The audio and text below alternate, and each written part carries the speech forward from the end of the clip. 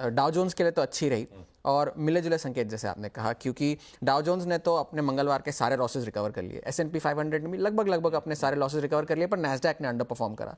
अब नैस्डैक ने क्यों अंडर परफॉर्म करा है, यूं कहे कि डाउ जोन्स ने क्यों आउट परफॉर्म करा, वो इसलिए क्योंकि अर्निंग्स, अब ये एक ऐसा बाजार हो गया है जब आप अगर अच्छी अर्निंग्स अगर आप दें तो बाजार आपको डिस्प्रोपोर्शनेटली रिवॉर्ड करता है, और अनुमान के मुताबिक या उससे थोड़ी खराब नतीजे दे तो उसकी उतनी ही डिस्प्रोपोर्शनेटली पिटाई भी होती है। तो दोनों तरफ की बातें करूंगा। अच्छी बात पहले बता दूं, डाउ जोन्स ने आउट परफॉर्म क्यों करा। मॉर्गन स्टैनली के नतीजे अच्छे थे, अनुमान से अच्छे थे, तो 6.5% स्टॉक चढ़ा, दो वो भी डाउ जोन्स का हिस्सा है। यूनाइटेड एयरलाइंस के नतीजे अनुमान से अच्छे थे, वो 12% चढ़ गया, तो उस वजह से डाउ जोन्स में एक आउट परफॉर्मेंस आई। अब नैस्डैक ने अंडर परफॉर्म क्यों करा, क्योंकि मेगा कैप टेक अभी भी अंडर परफॉर्म कर रहा है। तो एनवीडिया को छोड़कर बाकी सारी जो चिप कंपनीज थी वो कल भी लाल निशान में ही बंद हुई। एएसएमएल ने कल भी 5% की गिरावट दिखाई। मैनेजमेंट ने कहा कि अब जो रिकवरी जो हम एंटिसिपेट करे थे वो 2025 तक चलती रहेगी, ग्रोथ नहीं आएगी, रिकवरी होगी पहले तो उस वजह से एएसएमएल और 5% गिर गया कल। तो उस वजह से मेगा कैप्स में अंडर परफॉर्मेंस चल रहा है और रोटेशन चल रहा है, सेक्टर रोटेशन जिसे आप कहते हैं। मेगा कैप से निकलकर लोग अब स्मॉल कैप्स में जा रहे हैं। तो रसल 2000 जो उनका स्मॉल कैप इंडेक्स है वो 3 साल के सबसे ऊंचे स्तर पर बंद हुआ कल। तो और मॉर्गन स्टैनली ने स्मॉल कैप स्टॉक्स जो वहां के हैं उन्हें अपग्रेड करके न्यूट्रल किया है लार्ज कैप्स के मुकाबले में। न्यूट्रल करा है, पॉजिटिव नहीं, पर उन्होंने कहा है कि अगर हम और ग्रोथ का एंटिसिपेशन देखें या क्लियर एक रनवे देखें तो हम और अपग्रेड कर सकते हैं स्मॉल कैप स्टॉक्स को, क्योंकि एक दौर बीच में आया था जुलाई अगस्त में जब स्मॉल कैप्स आउट परफॉर्म कर रहे थे, जब ये आशंका चल रही थी कि फेड ब्याज दरें काटेगा, अब तो काट चुका है और कटने की उम्मीदें हैं, तो स्मॉल कैप्स अब थोड़े से चल रहे हैं। गोल्डमैन सैक्स ने ये भी कहा है कि अब S&P 500 जो है 2024 का अंत 6000 के ऊपर करेगा, और उन्होंने 100 साल तक का डेटा मैप करा है, 1928 तक से उन्होंने डेटा मैप करा है, और उन्होंने ये कहा है कि ये जो पीरियड है आज के दिन से लेकर 31 दिसंबर तक वो मार्केट के लिए US S&P 500 के लिए बहुत अच्छा होता है। औसतन आज से लेकर 31 दिसंबर तक S&P 500 5% की बढ़त दिखाता है।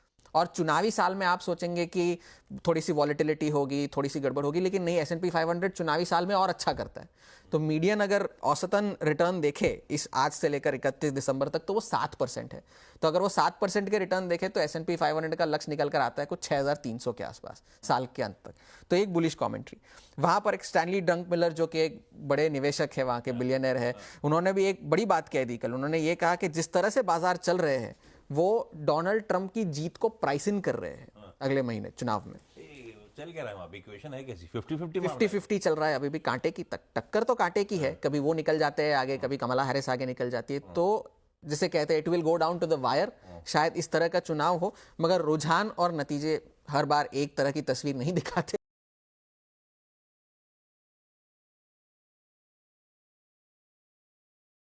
तो यदि आज की बात करें तो सुबह सुबह बहुत ही बड़े संकेत आते हुए अमेरिकी बाज़ारों से दिखाई दे रहे हैं। अमेरिकी बाज़ारों में कल जिस हिसाब से गिरावट का मूड माहौल देखने को मिला था वो पूरा रिवर्सल हुआ है और अच्छी खासी तेज़ी के साथ क्लोजिंग अमेरिकी बाज़ार देते हुए नज़र आ रहे हैं। अब कई अर्थशास्त्री जो अमेरिकी अर्थशास्त्री उनका ये मानना है कि ये जो पीरियड होता है अक्टूबर से दिसंबर का, वहाँ तक अमेरिकी बाज़ारों में लगभग 5% तक की तेज़ी होती है। उन्होंने करीब 60 से 70 साल का डेटा निकाला है और उसको प्रमाणित करते हुए ये बातें वो बताते हुए नज़र आते हैं। तो ऐसे यदि ऐसा ही बाज़ार में होता है तो अच्छी खासी रैली अमेरिकी बाज़ारों में फिर से देखने को मिलती है।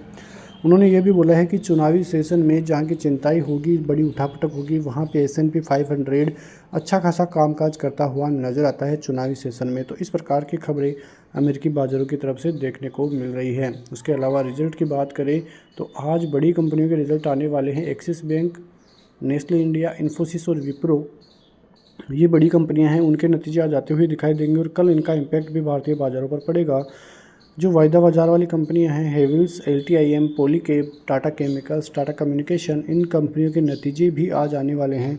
तो बड़ी जो खबरें हैं वो आती हुई बाज़ार बंद होने के बाद दिखाई देने वाली हैं। उसके अलावा आज का दिन बहुत ख़ास दिन है क्योंकि आज 3 बड़ी खबरें आने वाली है। उसको देखें तो ECB की जो ब्याज दरें हैं उस पर फैसला आना है। US के जो इंटरिम जॉबलेस क्लेम के आंकड़े हैं वो भी आने हैं और कई बड़ी खबरें और कई बड़े आंकड़े आज जो है आते हुए दिखाई देंगे। तो उन पर भी बाज़ारों की नज़रें रहेगी। जो भारतीय बाज़ारों में सबसे बड़ी चिंता है वो है FIIs, क्योंकि जिस प्रकार की सेलिंग FIIs करते हुए नज़र आ रहे हैं आगे के लिए भी बहुत बड़ी चिंता का विषय जो है हो सकता है। यहाँ पे आप देखो तो FIIs 3435 करोड़ की सेलिंग आज करते हुए दिखाई दिए हैं। उसके अपोजिट में केवल 2256 करोड़ की बाइंग ही DIIs की तरफ से देखने को मिली है। तो ये एक चिंता का विषय हो सकता है कि जब FIIs की तरफ से इतनी भारी मात्रा में सेलिंग देखने को मिल रही हो, क्योंकि जिस हिसाब से आपने देखा कि भारतीय बाज़ारों पर जो है गिरावट का साया है, 25,000 से नीचे हैं। अब बाज़ार यदि 25,900 का लेवल भी तोड़ देते हैं तो बाज़ारों के लिए बहुत बड़ी चिंता का विषय बनेगा। और यदि 700 के नीचे बाज़ार आता है तो आप समझना कि भारतीय बाज़ारों के लिए खतरे की घंटी अब बज चुकी है। आने वाले दिनों में जिस प्रकार से भारतीय बाज़ार रिएक्ट करते हुए दिखाई देंगे, उसका पूरा असर जो नतीजे आने वाले हैं उनका पड़ता हुआ दिखाई देगा।